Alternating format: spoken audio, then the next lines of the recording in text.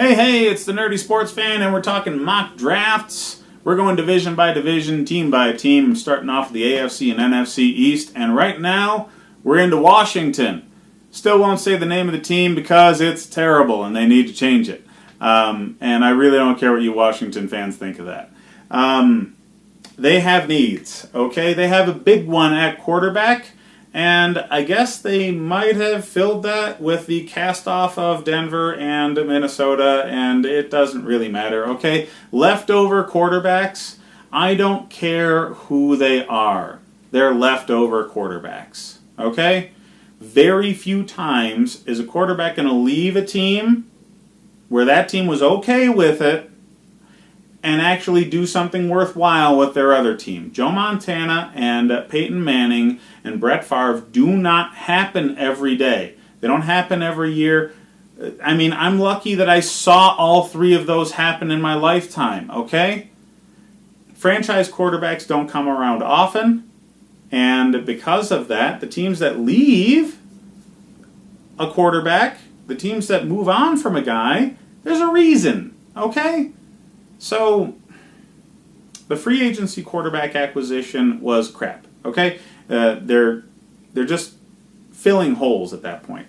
But quarterback isn't really going to be a position available to them high in this draft. So, they go with their next biggest need, offensive line, the reason they need a quarterback now, in Andre Dillard. Pick number 15, he's going to be available, and if it wasn't for other tackles also being in this draft, Andre Dillard might have been the first one taken in previous years. He is a prototype tackle, okay?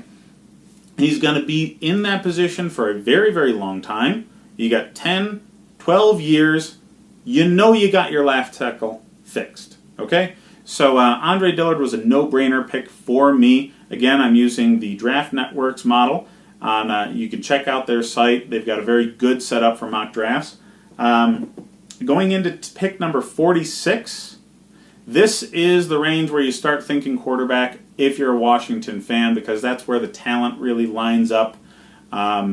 Second round more so than first round. Daniel Jones was available to me in this model, and I snapped him up.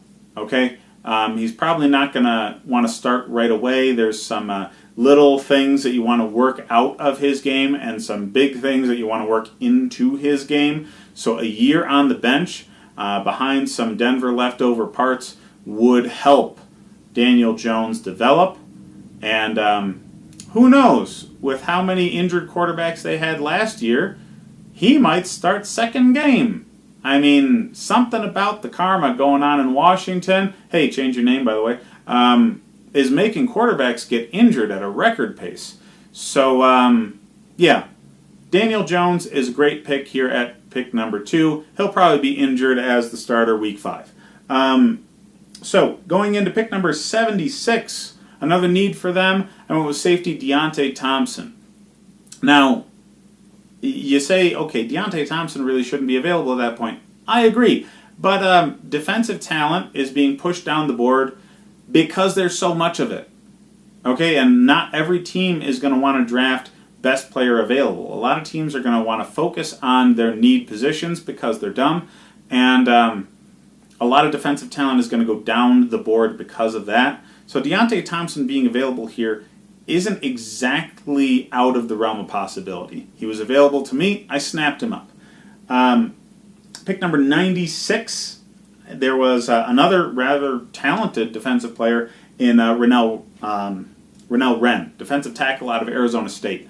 This is a prototype-sized guy. I mean, when you think defensive tackle, you want big, you want space-eating, and that's what Wren does. I mean, he's a big guy. He can eat up a couple of blockers. And fixing the middle line for that defense will help the rest of the defense. That's the way football works. Okay? You fix the front, all of a sudden the back end looks better than it did the day before. So, with Wren being available, that'll help the defensive secondary, which seemed to be weaker than it actually is, because people weren't getting after the quarterback as quickly as they needed them to.